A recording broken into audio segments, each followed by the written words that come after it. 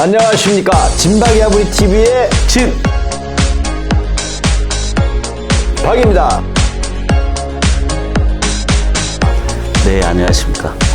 오늘은 우리가 작년에 부동산 시장을 정리하고 평가를 하면서 또 올해 부동산 시장이 어떻게 될 건지 한번 전망을 해보는 시간을 갖도록 하겠습니다. 먼저 작년도 이제 부동산 시장 정리 평가하고 또 최근에 이제 우리가 비상계엄이 있었잖아요. 지금 이미 2달이 지나가지고 탄핵 정국으로 들어가 있는데 이 비상계엄과 탄핵 정국이 우리 부동산 시장에 미치는 영향도 한번 짚어보는 게 굉장히 의미가 있을 것 같다는 생각이 들고, 그 다음에는 이제 또 요즘 우리 국제 정세에 굉장히 특이하게 나타난 현상이 트럼프의 등장입니다. 트럼프의 등장 등 우리 이 국제 정세, 국제 경제들이 우리 부동산에 미치는 영향을 한번 짚어보는 시간을 갖도록 하고요. 그 다음에 최근에 부동산 시장에 나타난 가장 특징 중에 하나가 양극화거든요. 그래서 양극화도 한번 짚어보도록 하겠습니다. 네, 2024년 부동산 시장을 한번 정리를 해보면요. 작년도 우리가 보면 어떻습니까? 현장 상황이. 작년 느끼시기에. 야, 지난 한 해를 한번 평가를 해보면. 지금 제가 이제 부동산 개발 협회의 한 부분에 이제 위원장을 맡고 있는데, 이제 저희들이 이제 모이게 되면 이제 시장에 대한 암울한 이야기만 작년 한 해 했던 것 같아요. 일단은 PF 시장이 굉장히 불안전했고요. 또 브릿지 자금을 써서 토지 확보를 하고 건설사가 선정이 되었더라도 건설사들이 지금 불확실한 미래 때문에, 그리고 또 요즘에 중견 건설사들 또 신동아를 비롯해서 지금 이제 부도가 많이 났지 않습니까? 어려움에 처해 있죠. 네네. 네. 그래서 시장에서는 야, 이거 진짜 얼어 죽기 전에 뭔가 확실한 부동산 완화 정책이 좀 나와줘야 되는 거 아니냐. 이제 그 중에 이제 금융 문제도 있고요, 그죠? 우리가 이제 부동산 대출에 대한 규제 완화, 특히 오피스텔 일가구 2주택 같은 거 이런 것 좀 완화해줘라. 그래서 시장에서는 지금 절실합니다. 지금 굉장히 절실하고요. 암울합니다. 네. 우리 박지훈 회장님이 이렇게 현장에서 굉장히 많이 어려움을 겪고 있었는데, 우리가 서울의 아파트 가격 통계를 한번 살펴보면 2021년 10월에 가장 고점이었죠.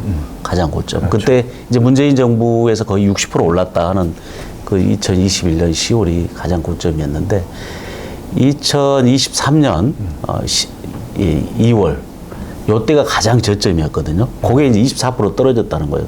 가장 고점 대비 한 14개월 만에 24%가 떨어졌다. 근데 지금 통계를 보니까, 현재 통계를 보니까 그 24% 떨어진 중에 14% 정도는 올랐어요. 그러면은 고점 대비 지금 거의 90%가 도달을 합니다. 작년에 보니까, 작년에만 해서 8% 올랐어요. 그리고 부동산 건설 시장은 힘들었지만 아파트 가격은 쭉 올라다. 특히 이제 작년 2월부터 좀 오르기 시작했거든요. 그래서 9월까지 오르다가 10월에 약간 하락을 하면서 주춤주춤 하다가 지금 보합세죠. 그래서 왜 이렇게 올랐을까? 특히 작년에 이제 많은 전문가들이 연초에 더 떨어질 것이다. 뭐 굉장히 폭락 수준은 아니지만 이제 이렇게 예상을 했죠. 왜 그렇게 예상을 했냐면 특히 이제 건설 시장이 어렵고 그러니까 아마 그 여파가 있었을 것이다 생각을 했는데 의외로 8% 올랐다. 그 원인이 이제 우리 교수님, 토지비 상승이 집값 상승과 더불어서 굉장히 가파르게 수직 상승을 했어요. 토지비는 한 번 올라가면, 집값은 한 번 올라가면 어떤 이러한 시장의 여파가 오면 뭐 민감하게 반응을 합니다. 그러니까 우리가 뭐 그 예로 리만 사태나 뭐 IMF 때는 우리가 집값이 뭐 반값 이하로 떨어지던 시절도 있었고요. 네네. 리만 사태 때는 그 미분양 물량 해소하느라고 그때도 우리가 세일 분양 말하자면 헐값 분양을 했었죠. 뭐 50%까지 또 세일해서 팔았던 이제 기억들이 있는데, 지금은 토지 가격이 상승되어 있죠. 그 다음에 우크라이나 전쟁으로 인해서 자재값이 상승이 되어 있죠. 그러니까 한 번 올라간 토지비, 자재값, 그다음에 인건비 이런 게 떨어지질 않아요. 그래서 신규 보급하는 물량에 대해서는 가격을 내릴래야 내릴 수가 없는 이제 어떤 그런 한계적인 상황이 있습니다. 그래서 이 집값 상승이 지금 8%가 되었다라는 것이 우리가 알고 있는 뭐 신규 분양이나 뭐 이런 것들의 영향이 아닐까 저는 이제 싶습니다. 그런 것도 있고요. 네. 또 하나는 이제 그렇게 건설 현장의 여건이 어렵다 보니까 앞으로 공급이 쉽지 않을 거다. 신규 네. 공급이 된다 하더라도 네네. 굉장히 고가로 공급이 될 거다. 아까 말씀하신 네, 대로 아마 그런 영향이 있지 않나 싶고, 또 하나는 제가 이제 상당히 물가 우리 부동산 가격에 영향을 많이 미치는 것 중에 하나가 저는 소비자 물가 지수라고 보거든요. 네. 그게 지난 3년간 거의 14%가 올랐어요. 그러니까 그만큼 돈의 가치가 떨어진 거죠. 그러면은 14% 정도의 주택 가격 상승에 잠재력이 있다는 보는 겁니다. 네. 그게 거의 뭐 반영되다시피 한 거예요. 그러니까 우리가 말하는 물가 상승률, 그 다음에 우리 또 경제 성장률이 지금 뭐 2%, 3%대로 이제 네, 저성장 시대로 가는 거고. 그러니까 어떻게 보면 옛날에 일본에 우리 뭐 지금 이런 얘기 거론하기는 싫지만 잃어버린 뭐 20년, 30년에 대한 이야기를 하면서 한국이 뭐 비슷한 어떤 현상으로 가고 있는 거 아니냐는 우려를 하고 있거든요. 그래서 그런 점이 좀 우려가 됩니다. 그렇습니다. 그래서 작년 2024년도는 굉장히 하향적 보합세일 거다라고 연초에 많은 전문가들이 평가를 했는데 의외로 많은 상승을 했다. 일단은 8%가 상승을 했다. 현재는 보합세지만 전국 아파트 가격도 고점 대비 86% 정도가 회복을 했어요, 보니까. 자, 작년은 뭐 이 정도로 이제 작년 집값은 정리를 하고요. 작년 말에 정말 우리 국가에 정말 불행한 사태가 하나 있었죠. 바로 비상계엄. 윤석열 대통령이 10월 3일인가요? 네. 10시쯤에 갑자기 TV에 나타나서 비상계엄을 선포를 했습니다. 그리고 나서 지금 2달이 지났죠. 이제 탄핵정국으로 접어들였는데 이 비상계엄과 탄핵정국이 우리 부동산 시장에 미치는 영향을 우리가 한번 짚어볼 필요가 있을 것 같습니다. 네네. 어떻습니까? 현장에서는. 일단은 뭐 찬물 끼얹은 거죠. 이제 부동산 시장이. 그러니까 뭐냐면 그나마 윤석열 정부에서 부동산에 대한 완화 정책을 하겠다라고 여러 가지 시그널을 줬지 않습니까? 이제 그런 시그널을 해서 뭐 여러 가지 이제 정책적으로 유보해 놨던 것들 이런 것들을 좀 빠르게 좀 시장에 반영을 하려고 정책 반영을 한다고 했었는데 이게 지금 뭐 국토부도 그렇고 이것을 실행할 수 있는 이제 그런 동력을 잃어버린 거예요, 지금. 그래서 서로 어떻게 보면 이거 어떻게 해야 되나 이제 눈치만 보는 어떤 그런 현상이 되어서 지금 시장에서는 굉장히 지금 심각합니다. 빨리 우리 LTV나 뭐 DSR이나 그다음에 일가구 이주택에 대한 문제, 그다음에 뭐 택지 이제 공급해서 우리 지금 분양가 상한제나 뭐 기타 등등 이런 것도 사실은 좀 해지를 해줘야 될 필요성이 있거든요. 이제 그런 부분들, 그다음에 토지거래 지금 허가제 이런 부분도 사실 완화해 주려고 하던 차였던 걸로 알고 있거든요. 그래서 이런 것들이 지금 발에 묶였습니다. 현실적으로 뭐 여러 가지 이제 부동산 규제 관련 좀 완화 정책들이 이제 수립이 되거나 좀 발이 묶인 그런 상황인데, 또 하나는 이제 좀 거시 경제적으로 보면 우리나라의 그 투자자들이 투자를 멈추고 거꾸로 회수를 해나가고 외환이 빠져나가고 아마 우리 박지준 회장님도 이제 저희 동남아 쪽에서 굉장히 활발히 저희 환율이 올라가서 환율이 상승을 하면서 또 국제적인 신뢰도가 떨어지다 보니까 그 해외에 나가서 이제 활동하기가 힘들 거예요. 어찌 보면 국제적으로 이제 큰 좀 망신이죠.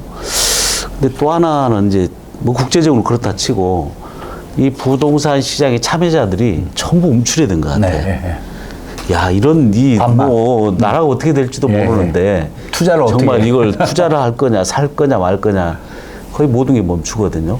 그래서 제가 8년 전에 뭐 유사한 상황이 있었잖아요. 박근혜 대통령이 이제 탄핵한 시점을 제가 이제 들여다보면서 그때 부동산 거래량을 봤더니 그때도 마찬가지였더라고 마찬가지였죠. 보니까. 네, 떨어졌죠. 거래량 자체가 거의 뭐 가격은 물론 뭐 말할 것도 없고 가격도 오르고 내리고 이게 문제가 아니고 그냥 멈춰버리는 상황이거든요. 관망이었죠, 그때도. 모든 것이 그대로 그냥 멈춰버리는 그런 상황이었더라고요 보니까. 최근에 제가 그 부동산 거래량도 보니까 11월까지는 네. 그 매달 한 3천 건씩 아파트가 거래가 됐는데 1월에 들어서 2천 건, 지금 2월 지금 10일입니다만 오늘 날짜 제가 오면서 이제 통계를 봤더니 서울의 그 아파트 서울만 봤을 때 그 아파트 거래량이 150건이에요. 그렇게 작아요? 아주 뭐 충격적이더라고요 보니까. 오. 제가 깜짝 놀랐는데 이달 말까지 간다 하더라도 1,000건이 확보하기 쉽지 않아 보여요. 거의 멈춰 쓴 건데요. 네. 거의 멈춰 섰습니다. 이만큼 우리 이제 비상계엄에 따른 탄핵 전국이 우리 부동산에 미치는 영향이 정말 심각하다 하는 생각이 듭니다. 그렇지 않아도 경기가 안 좋은데 또 부동산 이 비상계엄하고 탄핵 전국이 우리 부동산 시장에 정말 찬물 정도가 아니고 완전히 그냥 그 북극 같은 혹한기에 냉혹함을 우리한테 보여주고 있다는 생각이 듭니다. 지금 건설사 자꾸 부도설, 뭐 위기설, 뭐 이런 것들이 이제 뭐 설이 아니라 현실로 지금 나타나고 있는 상황들이라 어떤 좀 극단적은 아니더라도 그러니까 지금 이런 탄핵 정국이 빨리 해소가 돼서 어쨌든 누군가 책임을 지고 이러한 정책을 선두에 서서 좀 진두지휘할 수 있는 그러한 해결책이 좀 나와야 될 것 같다라는 생각이 좀 들고요. 그래야지만 뭐 국토부가 됐든 금융당국이 됐든 완화 정책에 대해서 손발을 맞춰갈 텐데 지금은 누가 책임지고 이런 상황을 끌고 갈 수 없는 상황이라. 근데 이제 우리가 그 박근혜 대통령 탄핵 시점 8년 전을 되돌아보면 새 정부 들어서기까지는 쉽지 않아 보여요. 모든 것이 좀 멈춰 보이고 참 불행합니다만 우리가 8년 전으로 되돌이피가 가는 것 같아서 국가가 좀 발전을 하고 우리 사회가 더 나은 사회로 가야 됨에도 불구하고 8년 만에 완전히 되돌이표가 돼서 지금 똑같은 우리가 현상을 보고 또 전 국민이 고통스러운 상황이 있습니다. 그래서 아마 그 뭐 여러 언론에도 여러 전문가들이 예측을 합니다만은 아무튼 빠른 시일 내에 이 탄핵 정국이 마무리되고 새로운 정부가 어떻게든 들어서서 올 상반기 이전에는 좀 부동산 관련 정책들, 좋은 정책들이 많이 좀 수립되고 집행되길 바라겠습니다.